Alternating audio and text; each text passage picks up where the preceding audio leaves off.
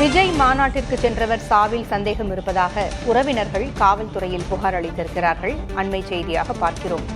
வேலூர் கஸ்பா பகுதியைச் சேர்ந்த மதன் என்பவர் கடந்த 21ஆம் தேதி தாவேகா மாநாட்டிற்கு சென்றிருந்தார்.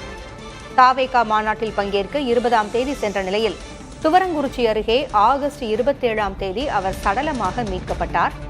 அவரது இறப்பில் சந்தேகம் இருப்பதாக அவரது உறவினர்கள் காவல்துறையில் புகார் அளித்திருக்கிறார்கள்.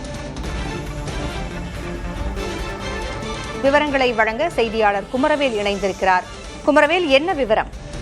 பூங்குழலி வேலூர் மாநகராட்சிக்கு உட்பட்ட கஸ்பா பகுதியை சேர்ந்தவர் மதன்.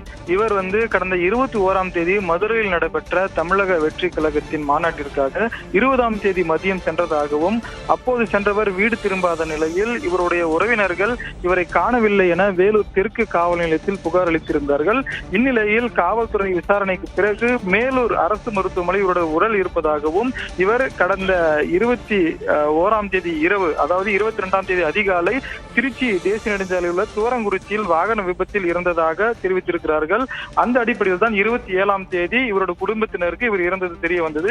இந்த நிலையில் இவருடைய குடும்பத்தில், குறிப்பாக மதனின் அண்ணன் சீனிவாசன், வேலூர் மாவட்ட காவல் கண்காணிப்பாளர் அலுவலகத்தில் தற்போது ஒரு புகார் மனுவை அளித்திருக்கிறார். அதில் வேலூரை சேர்ந்த யூடியூப் நடத்தி வரும் நபர் ஒருவர் தான் மதனை மாநாட்டிற்கு அழைத்து சென்றதாகவும், அழைத்து சென்றவர் திரும்பி அழைத்து வராமலும் இவர் காணாமல் போனது குறித்தும் இவருக்கு நேர்ந்தது குறித்தும் எங்களுக்கு முறையான காரணம் எதுவும் கூறவில்லை.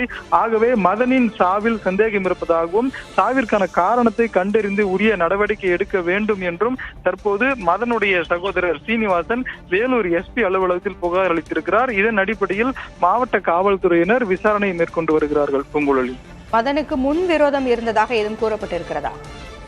இவர்கள் அளித்திருந்த புகார் மனுவில் கூட முன் விரோதம் இருந்ததாக எதுவும் கூறப்படவில்லை. அதே சமயம் இவர் விஜய் கட்சியை சாராதவர், விஜய் ரசிகரும் அல்ல. இருந்த போதும் எந்த காரணத்திற்காக இவரை அழைத்து சென்றார்கள், ஏன்னா அந்த உள்ளூர் பகுதியை சேர்ந்தவர் தான் இவர் அழைத்து சென்றதாக 2 பேரை குறிப்பிட்டிருக்கிறார்கள் மனுவில். அதன் காரணமாக தற்போதைக்கு முன்விரோதம் எதுவும் இல்லை, அலட்சிய போக்கு காரணமாக இருக்கலாம். அந்த அடிப்படையிலும் வேறு ஏதேனும் காரணம் இருக்குதா என்பதை காவல்துறை தான் தெளிவுபடுத்த வேண்டும் என்று அந்த மனுவில் குறிப்பிட்டிருக்கிறார்கள். பூங்குழலி, தகவல்களை வழங்கியமைக்கு நன்றி குமரவேல்.